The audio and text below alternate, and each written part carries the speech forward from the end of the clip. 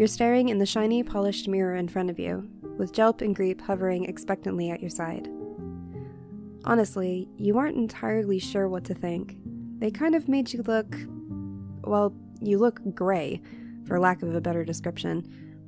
They've cooled your skin tone and darkened your eyelids, and now Gjalep is painting your lips an interesting shade of violet. You begin, but she shushes you and frowns as she brings a bright white crayon-looking thing to your forehead. Griep rolls her eyes. The mortal does not need that. She has no markings to highlight. I know, Gjalep replies, frowning in concentration as she traces down past your eyebrows. I am going to invent some for her. And Illy's chin looks like this, yes? She leans back and Griep peers over your shoulder. Yes. You're making me match the king? Of course. You are his mortal, after all. Uh-huh. Gjalep taps the white makeup stick to her chin as her eyes rake down your face, and you blush. But hey, at least maybe with all this weird gray powder on your face, your blush will finally be hidden. We could sharpen her teeth. What?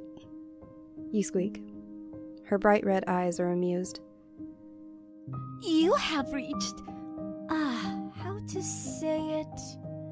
You have reached sexual maturity for a Midgardian, have you not? Of course she has. Griep plucks the white makeup stick from her sister's fingers and leans closer to the mirror, beginning to trace along the ridges of her own cheeks. You're kind of surprised. She doesn't particularly strike you as the type to get all dolled up for a feast. The king keeps her to warm his bed, after all. Heat bleeds across your face at the casual implication, but you're too distracted by Gjalp's cool fingers on your jaw, pulling open your mouth to examine your teeth. So we could.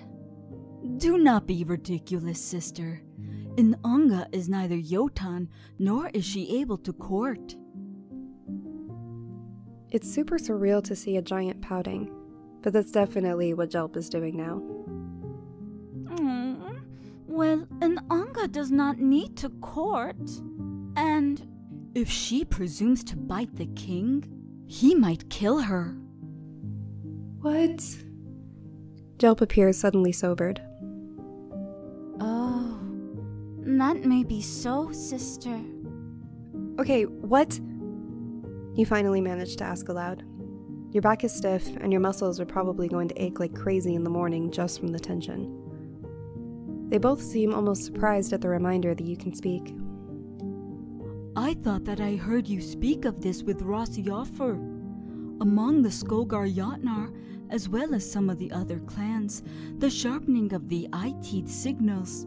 I know that part. You blurt out, too horrifically embarrassed to remember that interrupting giants is probably a terrible idea, even if these twins seem relatively chill. I mean, why would something like that make him kill me? A mortal pet attempting to mate-mark a king? And not just any king. Loki Lawfacin is wicked and temperamental. He would snuff you out. Like a candle. Even Skadi fears him. Sister, your tongue will get you in trouble. It is the truth. Wait, if she's so afraid of him, then why is she all over him all the time? You say, deciding to push the whole mate mark thing into some dark recess of your mind to mull over later. The twins exchange a look, and you wonder if there's some conversation happening there that you aren't privy to. Skadi is meant to marry the king in Unga. She had her sights set on Prince Helbindi, but now that he has been removed from kingship... She needs Loki if she still wants to be a queen. Your chest is doing something weird, and you focus on your reflection in the mirror. Yes. And the first wife is usually the most influential, so it would do her well to move quickly. Like Loki's mom? An awkward pause follows your question, and you think that maybe you shouldn't have asked. After all, they are a part of Fabauti's clan, and Fabauti definitely had issues with Loki's mother. But she was the old King Laufey's first wife, so that has to be significant, doesn't it? Clearing her throat, Griep hands the white stick to her sister. We are much younger than the king, of course. We were not alive when Gunlod was queen of Jotunheim. Well, it doesn't look like that line of questioning is going to get you anywhere. Why does Skadi hate me? You ask instead. That is a fair question. She did just suggest that you be used as a human sacrifice. Your stomach twists and churns at the memory.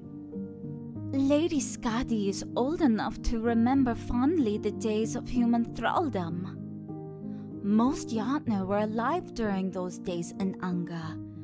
Odin Allfather decided that Midgard was to be the playground for the Aesir alone, and he stole our ancient treasure and cut us off from the rest of the Nine. It is truly the fault of the Aesir, not you little mortals. But the fact remains that many would like to see you suffer for it.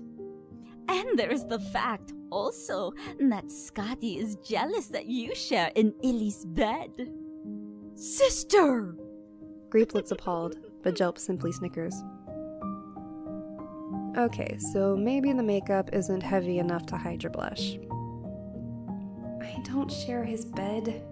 At least not in the way you're suggesting, you want to say. But maybe it's for the best. At least everyone thinks that Loki doesn't want you dead. For now.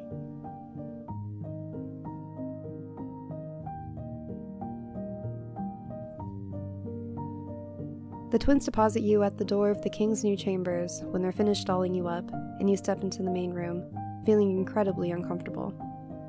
The looks that the guards sent your way as they opened the door to admit you hadn't been exactly friendly. Loki is seated at his dark wooden desk, a scroll held in front of his face. His hands, you notice, are pale. Must not be feeling very blue today. He also doesn't appear to have noticed your arrival, though you guess it's more likely that he simply doesn't care. You shuffle around, wondering what you're supposed to do. This pet thing didn't exactly come with an instruction manual.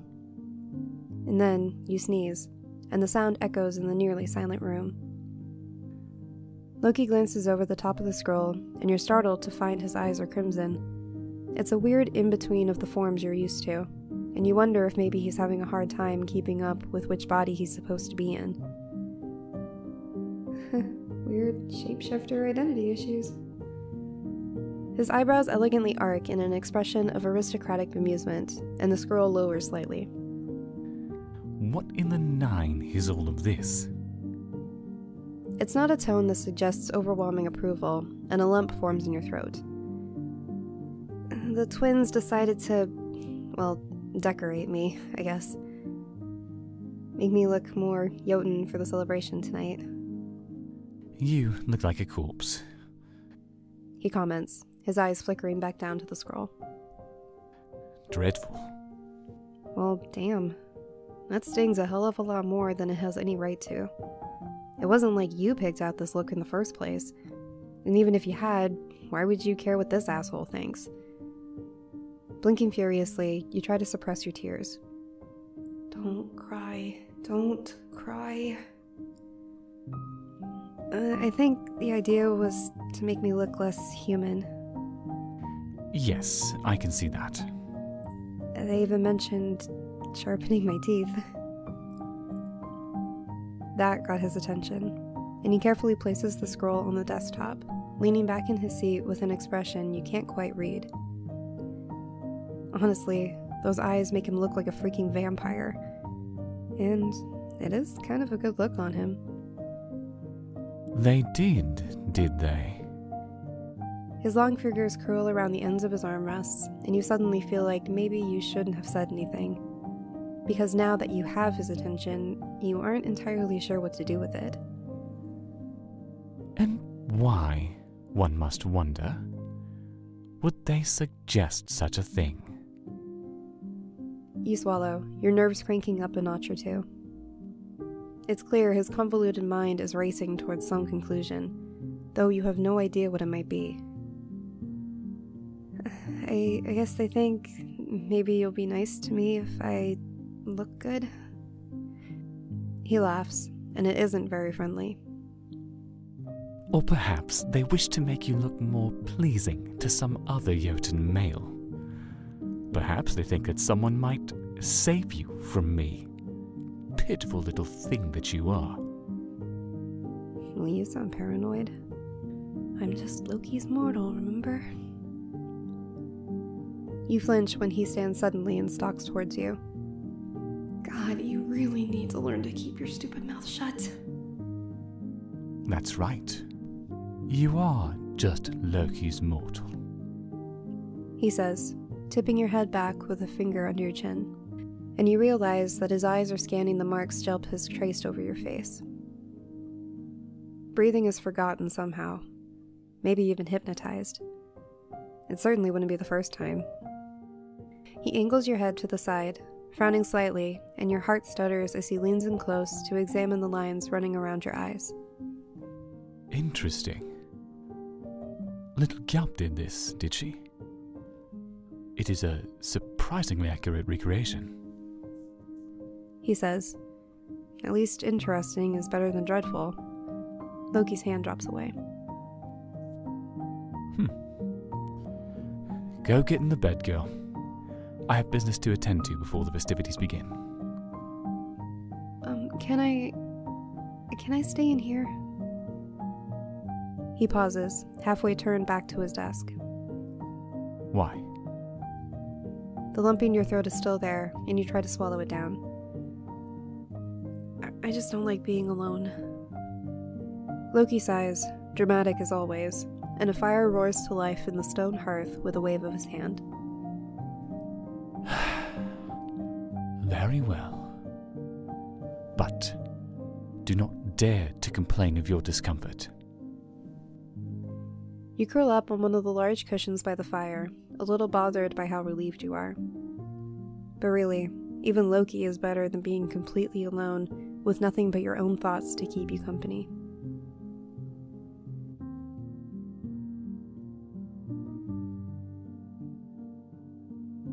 What are you doing, girl?